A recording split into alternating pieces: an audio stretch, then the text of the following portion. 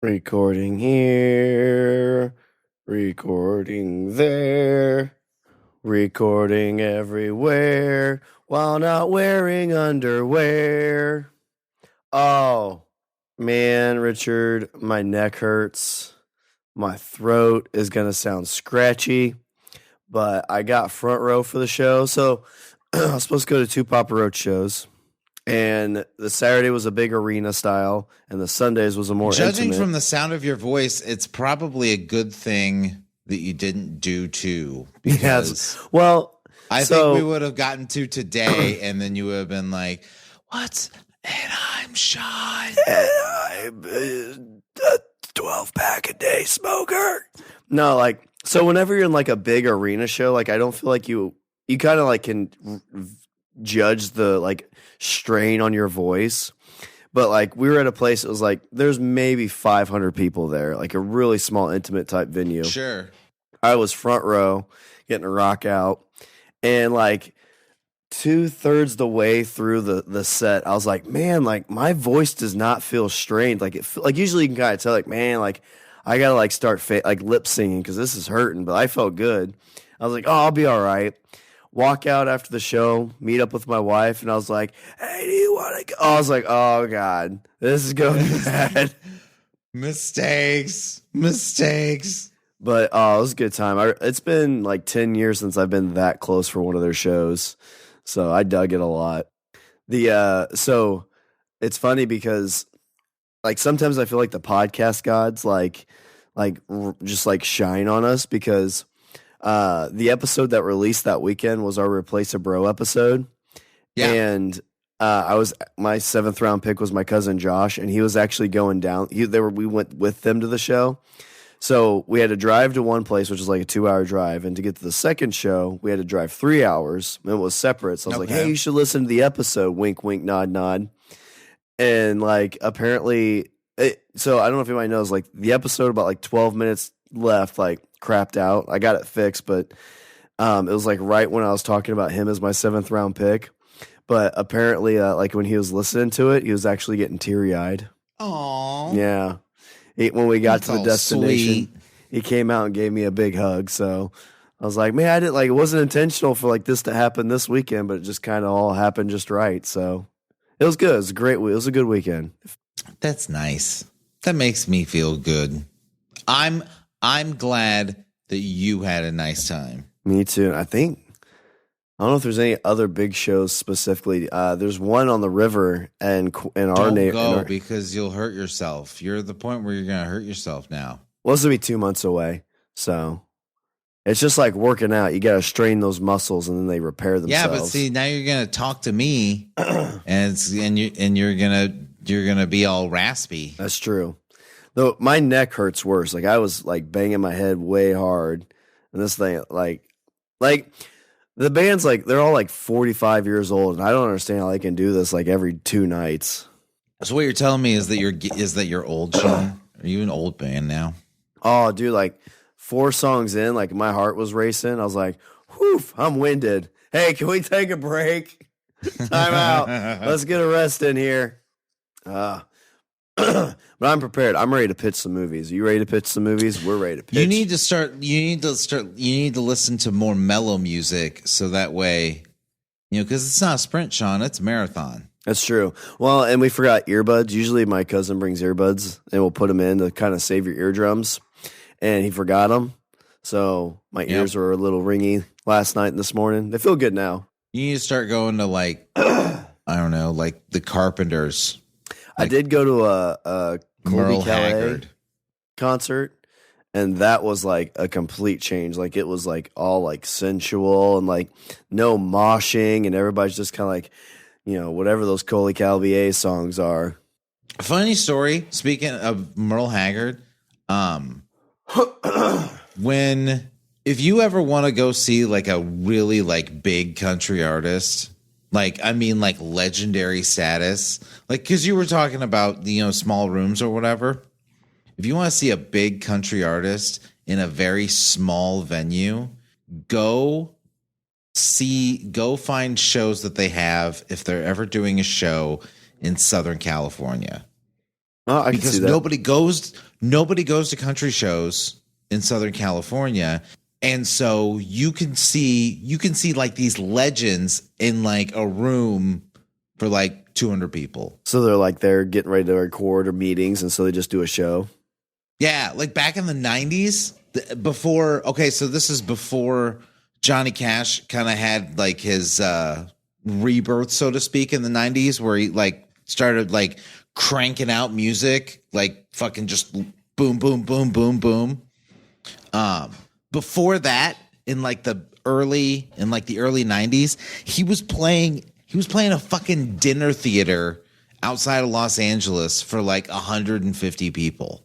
Isn't that sad? Just like bands or artists like fall into that, and then somebody takes them and puts them back in the limelight, and everybody's like, "Oh yeah, I love these guys still." It's like, man, they just came through your town and played your county fair, and you're like, "Man, fuck that." Yeah. Johnny fucking Cash, the Man in Black, 150 people. Like he had like a regular gig at this. It was like a dinner theater. Yeah, and he's playing for like 150 people, like 4 nights a week. Well, in our hometown, my mom and dad went to see the lead singer of Journey. He was there, and they said that was pretty rough. But then fucking somebody comes along and is like, you know what, you should. Let's take some newer songs and you just re-record them, and we'll get you a band and we'll put you in the studio and you make a bunch of new music. And Johnny Cash is like, okay, that sounds cool, and then fucking throws out like 5 albums in the span of like 10 years.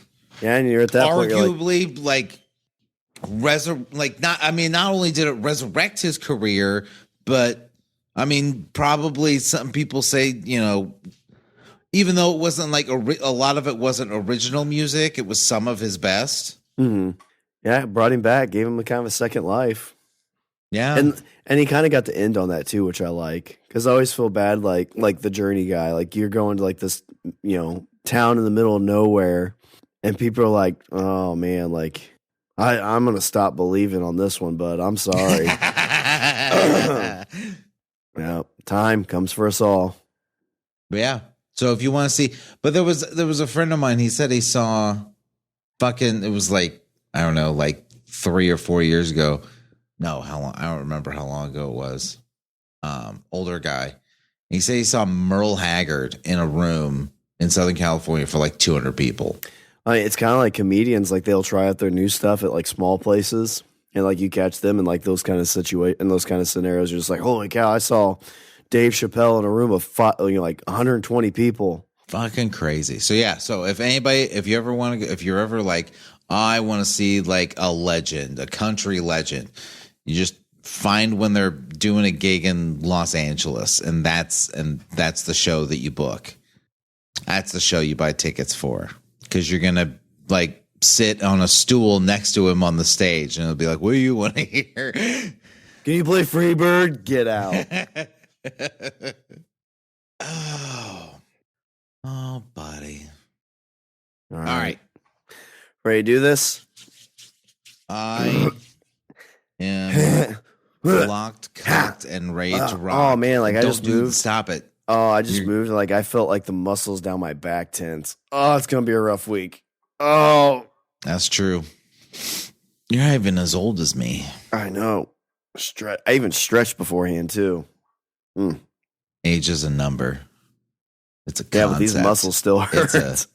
It's an abstract. Mind over matter, Shawn. Mind over matter. That's how you start a show.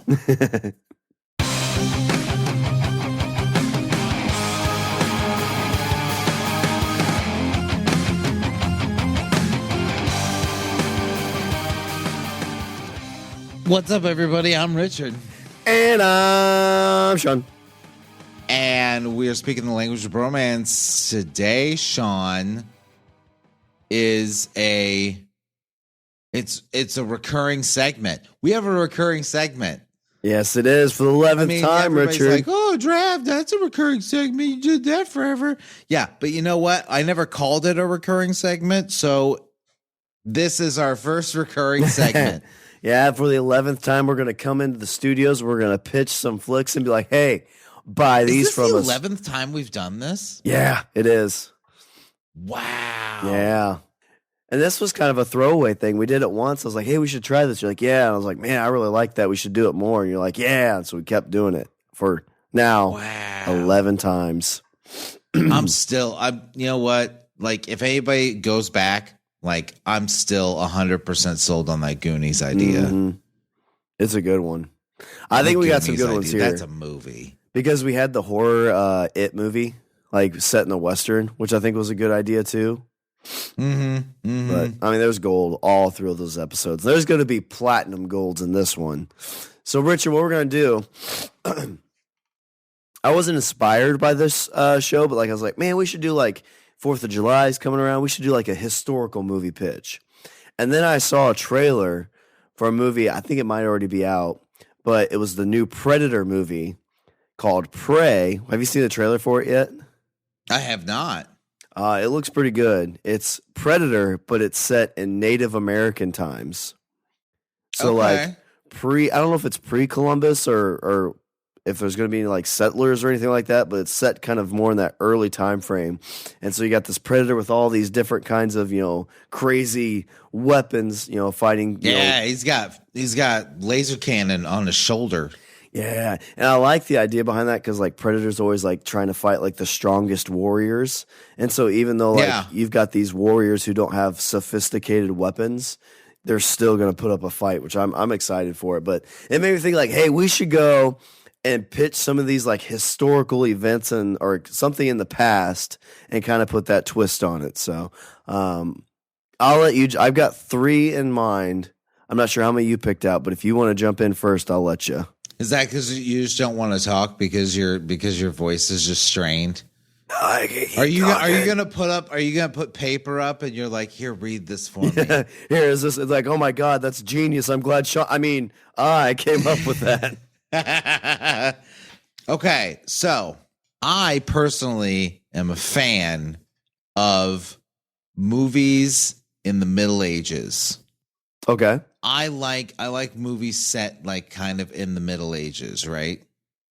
So, you were talking about predators in like let's go ahead and assume like pre-colonial times. So I kind of like the thought that, and this is based on a story that you and I talked about. I think I can't remember if it was something that we actually talked about, or if it was one of those things like, hey, we should do a show maybe on this, and then it just kind of like fell out. So in a bunch of old manuscripts from the Middle Ages, there's a lot of art depicting knights, like full armor, swords in hand and everything, fighting what appears to be a giant slug. Okay. And there's a bunch of them. Like there's a bunch of like you see them like pictures and stuff like in a lot of like medieval culture art and stuff like that. And the thing is that really kind of like throws historians for a loop is that they don't know why. Like, why are there so many pictures of a bunch of guys clad in armor fighting giant slugs? So I'm thinking alien invasion, but in the Middle Ages. And the thing is, actually, scrap the alien invasion. It's like, it would even be like an alien invasion. The aliens would basically like send like monsters to Earth, and like because the thought is like, oh, we'll send some monsters down there and then we can fuck off, and then the monsters will kill everybody, and then we just come back, and then so it's medieval knights fighting monsters from space. So it's kind of like the aliens are sending like not really biochemical warfare, like more like natural warfare. Like it's their, I mean, essentially kind of like kaiju, right? Yeah. So, like, how would the Middle Ages deal with a kaiju? Ooh, yeah, I like that idea. I always like those too because, like, you take this, like, because I always feel like a lot of times in our world, we'll look at, you know, different cultures like back then and be like, those dumb fuckers couldn't do anything. But you put them in a situation like that. It's like, oh, it's a bunch of dumb people from the Middle Ages. They didn't even wash their hands. Yeah, they didn't even have indoor plumbing. It's like, well, some cultures back then actually did have indoor plumbing. Well, yeah, but how'd they get water? I mean, they had aqueducts and stuff like. I mean, they had ways that. Well, how'd they look up boobs on the internet? Well, actually, they had really good artists that could like sculpt and paint. And well, they're still stupid. Yeah, but why'd they all have small penises? Well, stand up right now and pull your pants down. Well, it's cold right now. Maybe it was colder in the Middle Ages. You don't know. But yeah, it's always because I think it's kind of like the human nature storylines with that, where it's like humans can prevail given whatever they have over certain things. That, you know, it's more of the human spirit kind of storyline, I guess, is the best way to say it. Yeah, I mean, yeah, kind of, but also, you know, I think like you said, you know, I think that we assume that because people are from we assume that people back then they were stupid. Mm-hmm. Yeah. Oh, yeah. We assume that they're stupid because they hadn't figured out, you know, how like things like sanitation or, I mean, they were getting there, but I'm like, motherfucker, like they haven't been around that long. Like, give them a fucking second. They're figuring it out. Yeah, but I mean, you could probably take like 1 out of every 10 person and put them somewhere, and they wouldn't know how to do any of that stuff. Yeah, exactly. It's like, why are you pooping right there? That's uphill. That's your drinking water. Oh, it looked like a good spot. Exactly. Hey, let's go make a fire. I think it would be interesting to kind of depict people from the Middle Ages not as just simple, naive folk. Yeah, I agree. It'd be kind of cool if you almost said it like, not like in a you know, like a kingdom setting, but maybe more of like, it's like a group of knights kind of out, like, you know, like a secondary group of knights, and they have to get like, quote unquote, the town folk that are way out, and they have to battle together. And you don't treat the town folk like, you know, stupid hillbillies. They're like, you know, they have skills, and they use those different skills to do things that help fight these slugs and discover, or these aliens, and discover the different things that, you know, maybe like, you know, they're using, you know, arrows and it doesn't work, but the smith comes up with some new type of metal that affects them even more. And like, you could almost like have that like in history books, and, you know, when you're looking at this, like it starts in the future where they're reviewing all this stuff and it like flashes back, and like they're looking like, yeah, there's these rare, you know, weapons that were made out of this metal, and we don't know why. We think it was some kind of ceremonial thing, and it ends up that it was, you know, this smith that came up with that. The weapons are like made out of salt. Yeah, exactly. It's like these stupid fuckers that would melt. Because they had salt. Salt. I mean, they brought it over from, I think they brought, I actually don't know what's, you know, you always hear about like, you know, the spice trade and stuff like that. I never knew actually what spices were brought over from Asia. I think it would have been flavored spices. I'm sure they had salt because that's what the human body needs salt. They threw it on all their meat. Yeah. But I think like the flavors and stuff is what cured everything. So they probably had fucking tons of salt. Yeah. That's how you take out slugs. Oh, they made like salt bombs. Like, look at these stupid salt shakers. How'd they even get the salt out? Those dumb medieval people. And then the slugs all dissolved, and that's why there's no evidence. Yep, I like it. I like this idea. So you have, plus I like in my head, like the visual of a giant slug attacking, like sieging a castle. Sounds like, I feel like that would look cool. And like it's almost like a rust monster. Like you have them hitting it with it, and it gets stuck in like their gelatin-like body. Yeah. Oh, and there's like knights stuck to the side of it. Oh, of the slug as it's moving along, slowly eating them. Yeah, I like that idea. Well, Richard, for my first movie that I want to make, like you said, like you love medieval type stuff. I love westerns. Like I grew up on like Young Guns, Bonanza. Like westerns was really big when I was coming up, and there's a movie called Abe Lincoln versus Vampires, I think. Yeah, I think it's like Abe Lincoln Vampire Hunter. Yeah. Wasn't Which I really never like saw, but it was not good at all. Yeah. Well, because wasn't there like a bunch of books that came out? There was like Pride and Prejudice and Zombies.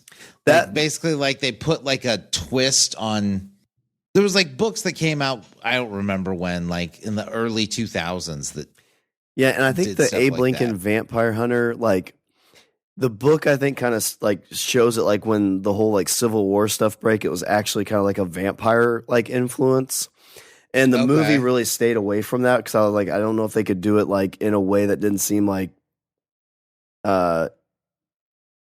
insensitive. Maybe I don't know. This was a few years back, but wasn't a good movie at all. But I think a safe place that you could do this with. I said I loved Young Guns growing up. I am a huge Billy the Kid fan, so I think you could do like Billy the Kid, Vampire Hunter. Okay. So you got like a lot of supernatural stuff, like like he's using like Colt pistols that have some type of like silver bullet. Town to town. He's going town to town fighting vampires. You think like it's like, well, why would he be a vampire hunter? Well, he started out in New York, and on his way through, like his dad had died, his mom died in a really like kind of horrific thing. So that's what you do. It's you kind of like you can feed off the supernatural storyline a little bit in the TV show because his mother was killed by a vampire, and so he set out to fight and kill this one vampire, and just put him in these different like. There's a big it was in New Mexico, the big war he was in.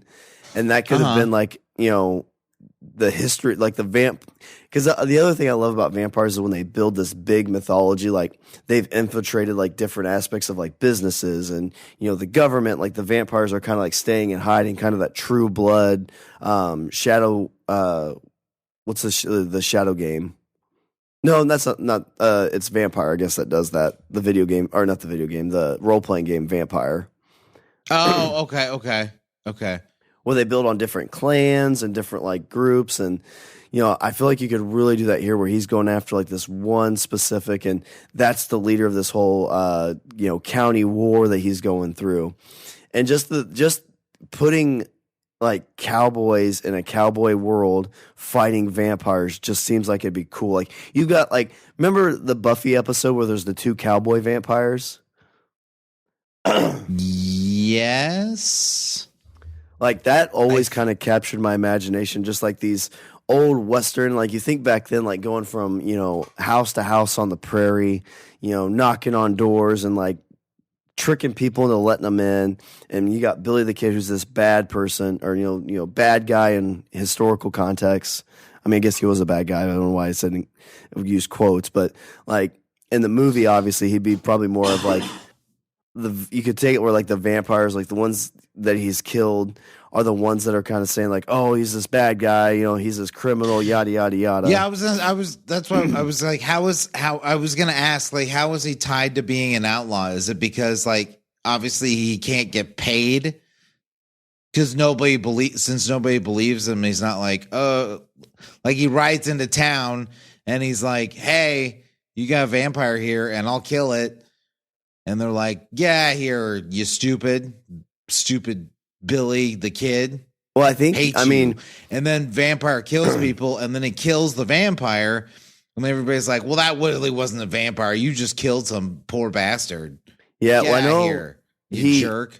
They did steal cattle from like, because basically it was making like, it was Western gang warfare back then.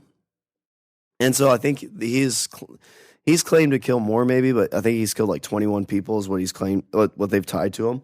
But you could have it almost like the Blade scene where Blade kills somebody he thinks is a vampire, but it's actually a familiar. So you could have like the 21 human kills he had were different familiars, and that's kind of how they set him up. And Pat Garrett like was like his best friend. Oh, this is a great idea. So Pat Garrett, Richard, was Billy the Kid's like best friend, ran into the gang with him, and at one point kind of started Did going. he have a gang? Yeah, there was a gang. Yeah, they're called the Renegades. Or no, they're the Regulators. Regulators! Mount up. So Pat Garrett and him are friends, so like we could have where they're both vampire hunters, but Pat Garrett gets captured by the vampires and he gets turned. And so then Pat Garrett, now a vampire at the end, that's why he kills Billy the Kid.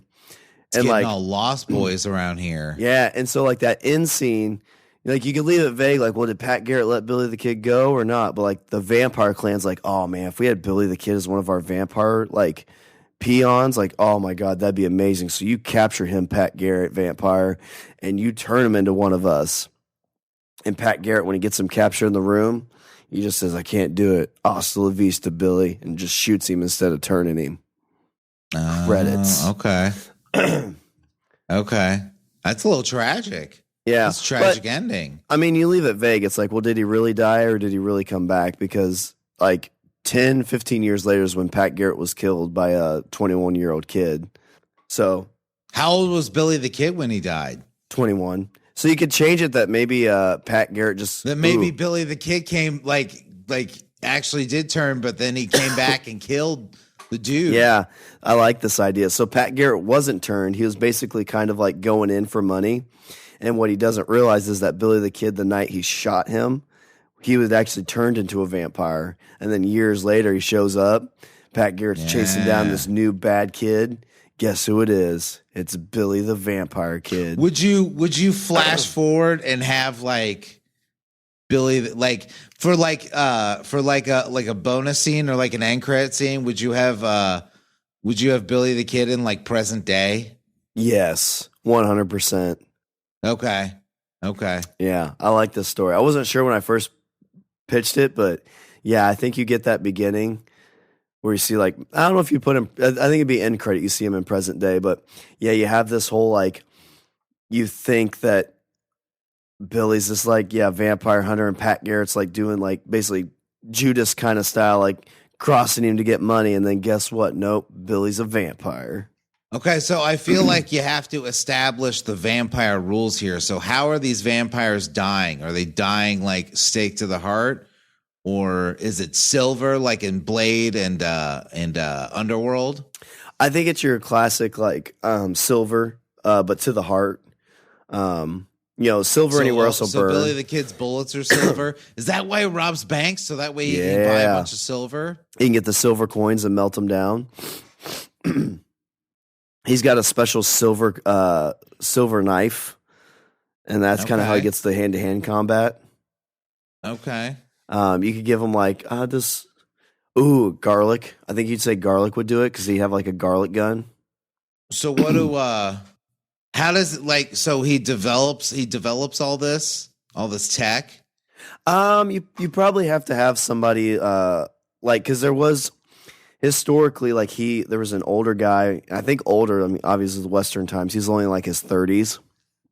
But took Billy in and tried to get him, clean. And you have a guy with like long gray hair and a beard and a long gray beard, and he's like, "I'm 32 years old." Exactly. And it's like it's more of like he brings him in, and it's like because he catches Billy like trying to like kill a vampire, and he fails at it because he doesn't realize you have to use silver. He's just trying to avenge his mom, and this guy saves him. It's kind of like what was Blade's guy? Like Walker? Blade. Sounds very similar to Blade. Walker or Wash or something like that. But yeah, it basically that. And he's created this like gang of vampire hunters. And the cattle like is kind of like how they like lure like lower vampires out. Because those vampires will eat cattle and they'll wait for them to take them out. And each one has like a tragic story about how they've fallen into this vampire hunting lifestyle. This kind of this kind of reminds me slightly of what was it? John Carpenter's Vampires. Oh, okay. Which is an old from like the 90s. Yeah. I think I've only seen part of that one. That one wasn't bad. I'm trying to think. I think Gabriel Byrne was in that movie from Stigmata. Okay. But yeah, that'd be mine. Billy the Kid, Vampire Hunter. I like that one. That one's kind of cool. Okay, I only have one more. However, I kind of like this because I think you could set it in almost any, like, not, you could set it in like obviously you set it in historical times, but I think like you could put it would definitely be wartime, but you could put it in like the Revolutionary War, Civil War, World War I, World War II. I'm not going to lie. I did swipe this idea slightly. So there is a show on Netflix, and I feel like it is a sleeper hit show, and I don't know why more people are not talking about this. Shawn, have you seen any of Love, Death, and Robots on Netflix? No, I've seen like trailers for it, but I haven't jumped into it. It is so good. It's like, so the best way I could describe it is think of like video game style cinematics. Sometimes they're always done in different art styles, but let's go with, I'm going to say video games, Black Mirror stories set with video game style cinematics. Nice. It's so great. It's so great. I say that because the volume 3 of Love, Death, and Robots just dropped a little bit ago, and I burned through it in like a day. Because they're short episodes. They're only like, it's a bunch of small episodes, and none of them are connected. They're all individual stories. Oh, cool. And each one's only like maybe 12 minutes. Okay. Like a little vignette kind of thing. Exactly. But there was this one that had it was set in like an Afghanistan type conflict. But there was a special like there were two like it was set like, you know, like I said, I think it was Afghanistan. And you had, you know, soldiers on a base or whatever, but there were two guys that were specialists. And the reason they were specialists, Shawn, was because they were werewolves. Oh, I feel like there's a movie kind of like that already, but I like that idea. So they would basically like run point on stuff, and they wouldn't look like werewolves. They'd look like people. The only way you could tell was their eyes. But like at the base, people, you know, they were very much like shunned and, you know, treated like second-class citizens. Like a lot of derogatory names thrown around for the werewolf soldiers. Well, why was that? That seems kind of mean. I know, right? But so it got me thinking, like, what if you had supernatural type monsters in armies? Like, what if like divisions? British vampires fought American werewolves in the Revolutionary War? I like that idea. Or you have oh god, you could have like creatures from the Black Lagoon attacking a American aircraft carrier during the Battle of Midway. Yeah. So would you have it that these are like secret, or would you have it like they're out and about? Like you'd have like Uncle Sam posters saying, no, they would be very much like, it wouldn't be like a secret thing. Okay. I like the idea of like you have like vampires and werewolves living side by side, like in like 1930 America, right? Like you got a Hawaiian vampire who's like, man, I don't know if I want to go fight. There's Uncle Sam vampire posters being like, we need you to, you know, for the Fang army. And then all of a sudden, like, you know, they're getting ready to go to bed and they hear the planes coming in and they can't help because it's daylight out. And so they're seeing like Midway getting attacked. And so then it's like that, like gets them like, oh my god, I gotta fight for America, you know, because I mean, cut to him like in the German forest, like 2 years later. Yeah, I always like, because I mean, you think about like if there were like if that was real and they would just obviously if they weren't like super bad type things, but if vampires were in like a country, they'd probably have some sorts of like patriotism towards that. I would think there'd be a group of them that would. Well, and okay, so in this cinematic, like I said, it was set in Afghanistan, and so there was it was one guy, he was a werewolf, and then he finds out that his buddy is at a different base that's not too far off. The other base gets attacked by another werewolf. And so he takes off to try and help. He gets there and everybody's dead, including his buddy, his werewolf buddy. And so then he basically goes AWOL because, nobody on the base respects him anyway. But he goes off into the Afghani desert and he finds the werewolf that killed his buddy and he kills that other werewolf. Oh, nice. So would you follow, because you almost do like a World War Z where it's like, or they have different war movies where like it follows different people throughout the movie. So like you could start with a vampire like in the first third of it, and then it crosses path with a werewolf, and then maybe it crosses paths with like a succubus. I think or something you like would that. have. I kind of like the idea of having you center it around, let's say, a vampire, and the reason I say center it around a vampire is because you have a vampire as like kind of like a central character that basically like flashes through all these different wars with different types of creatures. Oh, I like that. Yeah. So he's in the Revolutionary War fighting like British vampires. And then you cut to the Civil War and he's, fighting, he's fighting for the Union and he's killing, Dixie werewolves. And you know how you start this out too? And then you flash forward to like World War II and he's fighting German zombies. Yeah, you have him at like a VA hospital. Like he's kind of like, because like vampires in this world, they could age just slowly.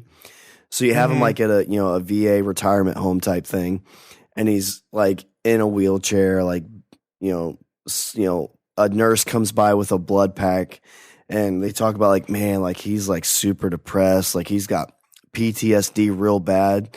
And somebody's like, well, what war was he in? And they're like, all of them. Yeah. And so you think like how like difficult it is just for, going through one of those type of things. You have this guy who's been through all of them. Yeah. That'd be one you could trickle in a lot of like social commentary pretty well, I think. Yeah, because again, like, maybe he's not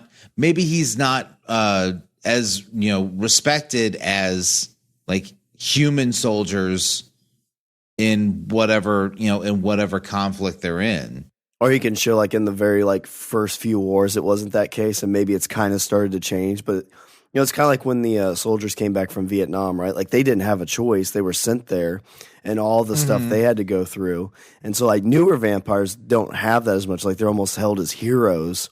But him going through all those wars, like it's come back. It's like, yeah, you were there, but you didn't really do anything, bloodsucker. Right. And then they institute like a don't ask, don't bite policy. And oh, yeah. I like it. So I like that idea a lot. So then he's constantly torn, like, like he's fighting for, and you don't even, I mean, not even necessarily make him American. You could make him whatever. But like he's torn between like, fighting for whatever cause he's fighting for, even though the people that are standing right next to him like don't want him there. Yeah, it'd be cool. You almost have him start out as a British soldier and then like kind of defect kind of thing. That'd be interesting. I like that idea. That'd be a lot of fun to play with. I feel like it like kind of lends itself more to like a small series, like a 6-part series. Yeah, I get that. Yeah, than a movie. I feel like a movie would kind of rush it. Yeah, because then you're only spending like what, like probably like 20 minutes on an entire conflict? Maybe, yeah. I mean, depending how many you do, if you only did like 3 or 4, but yeah, if you try to do a bunch, like, yeah, 10, 15 minutes. But yeah, you could get some really cool, like 35, 40 minutes. And like, you could see him like almost finding like, his buddy in each of those different conflicts. And it's just like the whole vampire thing is like, he doesn't really age, but they, maybe like even one of them that survived with him, like ends up dying from old age. So he's always constantly losing and by himself. And it's even the things like, even when we win these wars, like I'm still losing in the end. Yeah, I like that one. That'd be, if you could get some people that have been in like actual, like conflicts and like have them help you make it kind of somehow relatable.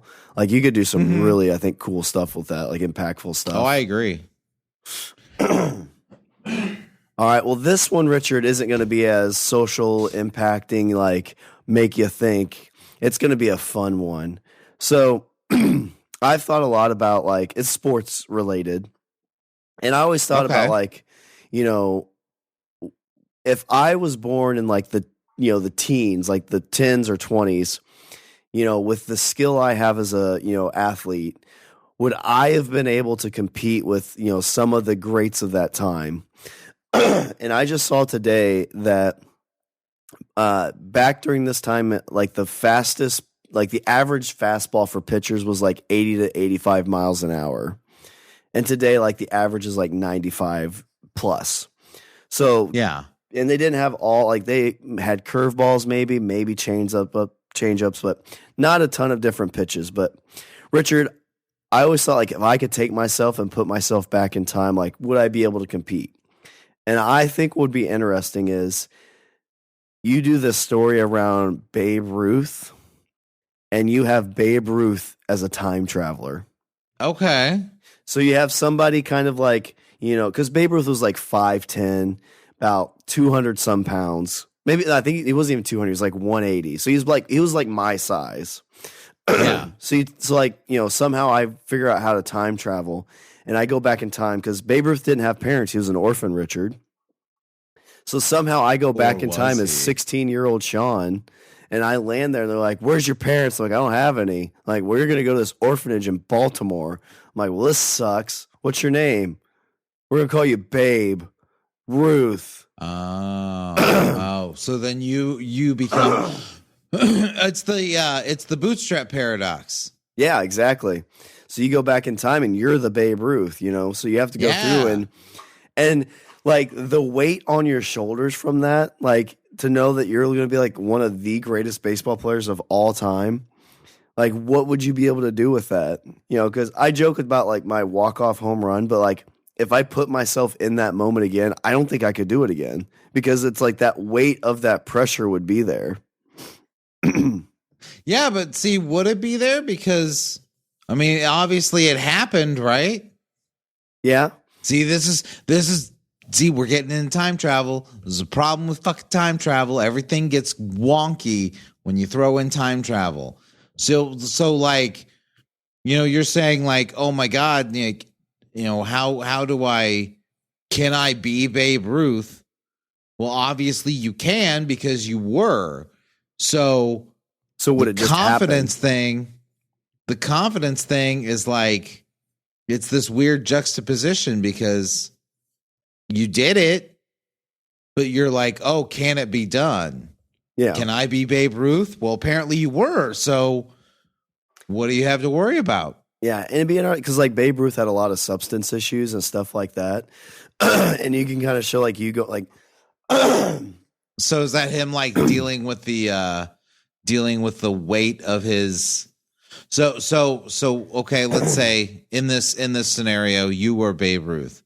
Are you having substance abuse issues because you feel like you're living a lie? You feel like you're living someone else's life? Yeah, I think even though it's technically your life. Yeah, I think you could play into that really heavy. And then also like everybody you've ever known is no longer around and you know what the future is.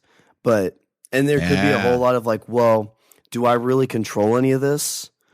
And it just kind of like, has this all been foretold in the leaves, or am I actually in control of my own destiny? See, this is getting tragic. The tragic story of I was hoping this would be fun. The other one I thought about was like Babe Shawn. You could have Babe Ruth come to the future and like not do well and be like, "Fuck this, I'm going back in time." like he tries out and everybody's like, "Get the fuck out of here! You're horrible." He sees the first fastball that's I'll show him all. He sees the first fastball that's 101. He's like, "What the fuck was that?" All right. So my last one, Richard. So we talked about vampires, talked about time travel, talked about aliens, talked about, different supernatural things, but we have just barely talked about one of our favorite things, zombies. I feel like I can't remember what the name of it was, but the World War II movie about the soldiers that go into that one place and they discover basically overlords. Oh my gosh, Richard, that movie. I want to make that with this because you went into that. Excuse me. You went into that knowing that this was like a horror movie, but 30 minutes into it, like you're like, oh shit! Like I'm not watching a war movie. This is a horror movie. When's the horror stuff going to start? Yeah, Richard, I think you could do that with not in this style that the famous movie was, but I think you could do a zombie outbreak on the Titanic. Ooh. So set sail. You've got somebody who's like some kind of like experimental health. Like we got to get them on the hidden iceberg. There was a zombie outbreak. Yeah. And so the Captain Smith, his last order is like, it wasn't like, oh God, iceberg straight ahead. It was more iceberg straight ahead. Because he knew all this stuff was happening. He's like, we got to take this thing down.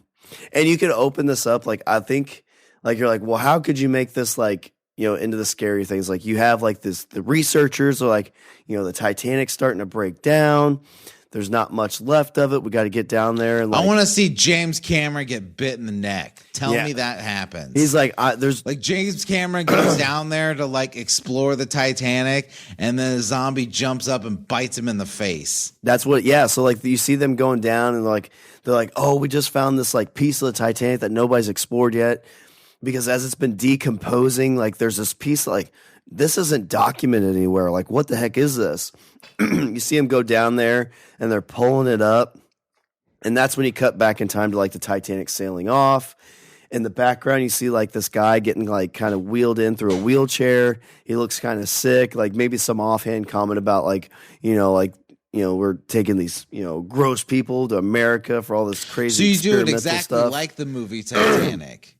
Not with like you have like is there an old woman that's like it's been 80 years? It's been 80 years. She's like rubbing her arm and it's like, it's slow acting. But yeah, and you just have like that outbreak start, like because there's nothing scarier like some kind of a zombie outbreak in a confined area. But you have it like start like in like the third class section, which always kind of blew my mind. This is like this luxury ship. And it's got like basically like, oh, let's give a spot for the poors so they can go to America for a better life. It's like, don't you think you could have made that for more rich people? Like, it just still kind of blows my mind that like this luxury. It's like if the Carnival Cruise is like, yeah, we've got all this stuff for fun, but then we got a place for the poor people. I don't think they do, but it'd be like that. Poor people need a bed sometimes too.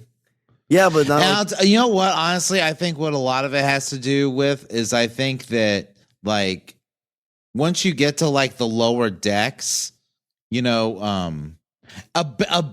room in the basement is still you're still in your basement. You know what I'm saying? Yeah. Like you can dress up you can dress something up as much as you'd like. Okay, I've got a better example for you. Most restaurants, most Michelin starred restaurants, that like have received like world accolades and stuff like that. None of them are none of those kitchens are in basements. like, you go to a restaurant and like the kitchen's downstairs and the dining room's upstairs.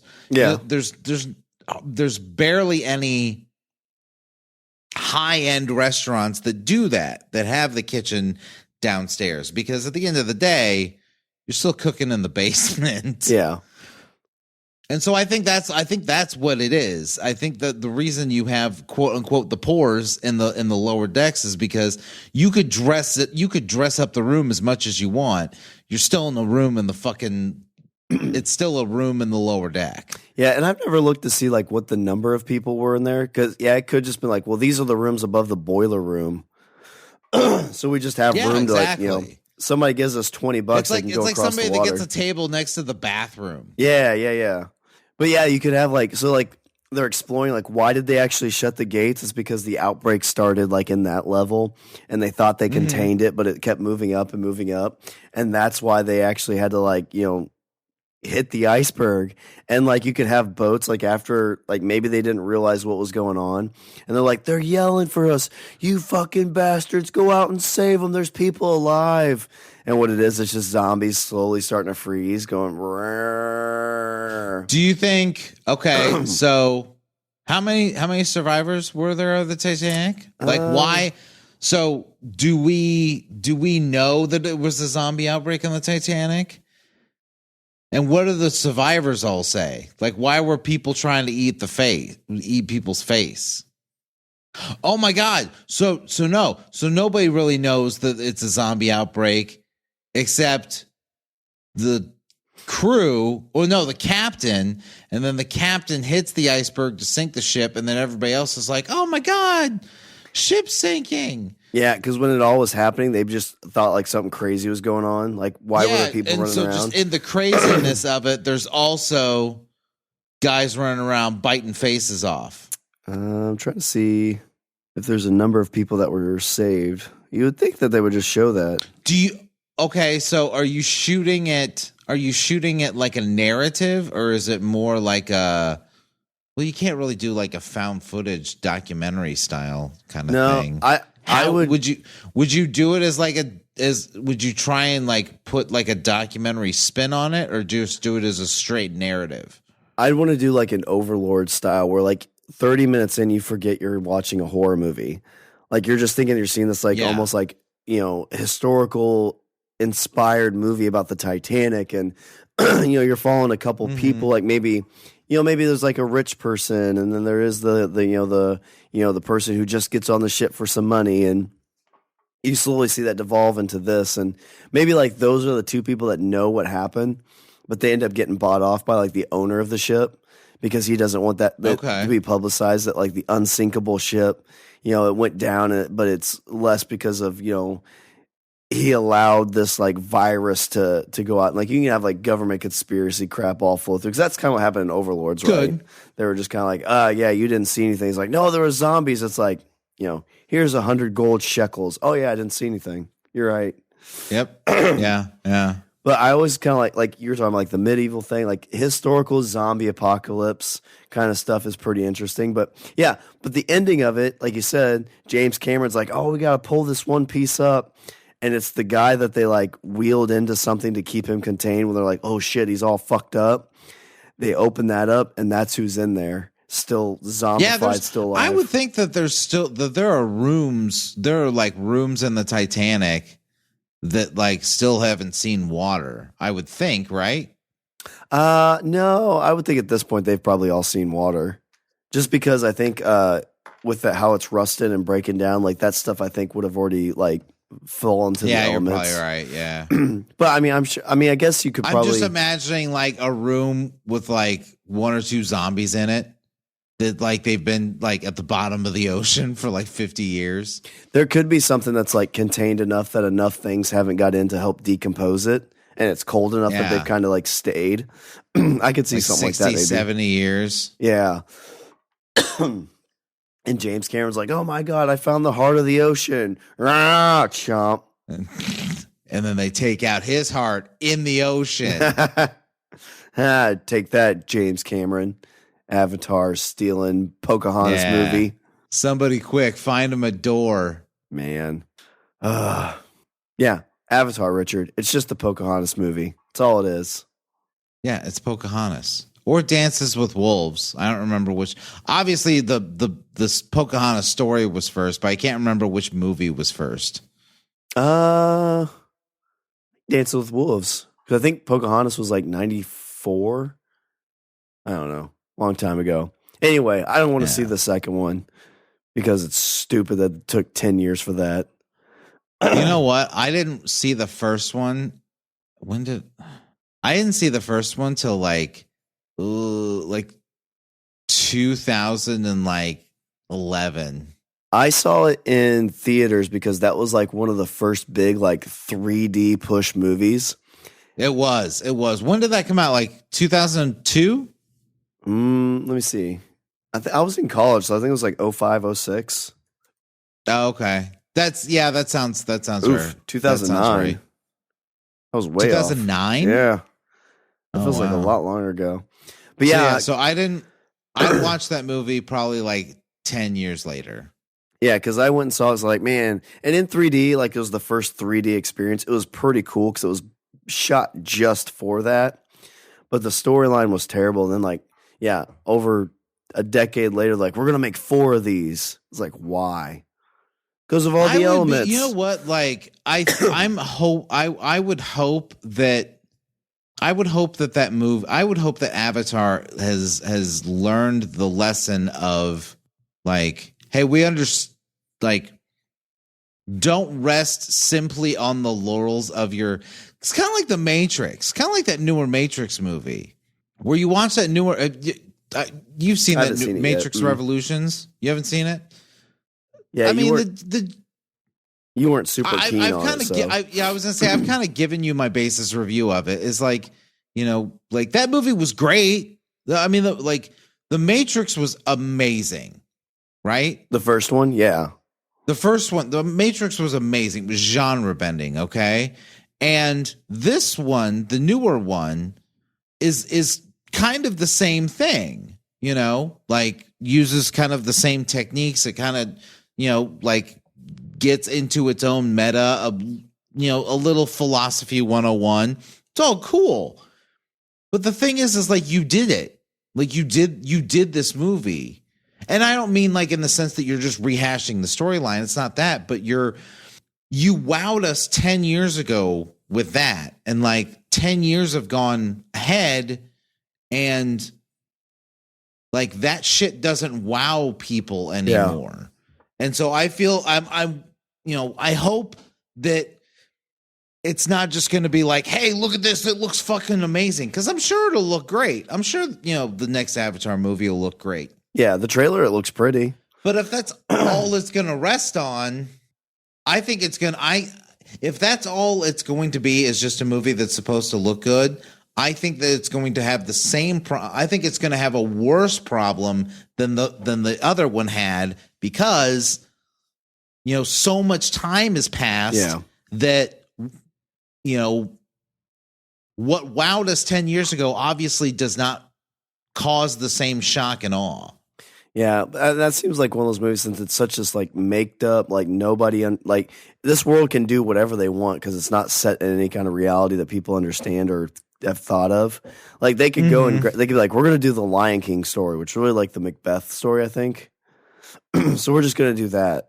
And they can make it that own version of it where it's like, oh, it's an original idea. It's like, no, you just did Aladdin. And if you're, and like, if you're going to make, if you're doing multiple movies, then there better be a strong, cohesive story to hold it all up. Yeah. Because it's not even going to be diminishing returns. It's going to be, fucking snake. It's going to be 3 Snake Eyes roles. Yeah. Oof, and those movies are expensive. But Richard, our movies, we could do those on a pretty good budget. So, like I said, anybody want to give us a call? We're taking orders. So, Richard, while we're tidying up this historical, fun LOB movie pitch before my voice decides to completely stop, let's hear some Richard's closing thoughts. I hope James Cameron fixes Avatar. Because I don't want the movie to do bad. I hope he fixes. I hope it's not what I'm thinking it might be. probably going to be. So there's that.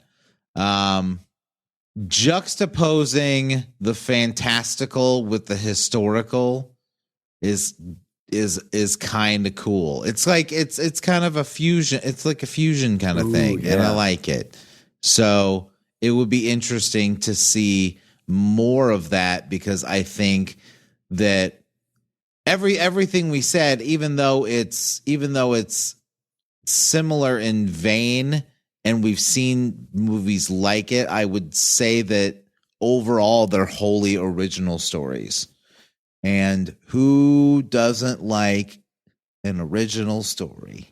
Besides the general audience. Besides the entire movie-going audience. Yeah, it's like, I can see Fast and Furious 12 or this original movie about zombie on Titanic. I'm going to go see Fast and Furious. With family. Oh, God. All right. Well, let me do a little bit of housekeeping as we tidy up this episode. Visit our website, we're languageofbromance.com. Follow us on Twitter and Instagram at languageofbro. Email us at bros@languageofbromance.com. And we always like to thank our two top producers. They would get credits on all of these movies, Wendy and Aaron. Yeah, that's a good point. I like that. They'd be in the end credits of every movie. Yeah, and if you want to be in those end credits, you should just check out our Patreon. Go to Patreon, search Language of Bromance. You'll find us right there. I love it. All right. Well, is there anything else before I close her out? No, I'm good, sir. All right. Well, that's all the Bromance we have for this show. I'm Shawn. And I'm Richard. And remember, don't be a why. Be a why not. So, Richard, not only did I rock out at a concert, but I also had our first T-ball game that I'm the coach for, so I had to yell at 12 first graders for an hour and a half. It's you're going to lose it. Yeah. You're playing with fire. You're sailing too close to the sun. Careful, Icarus.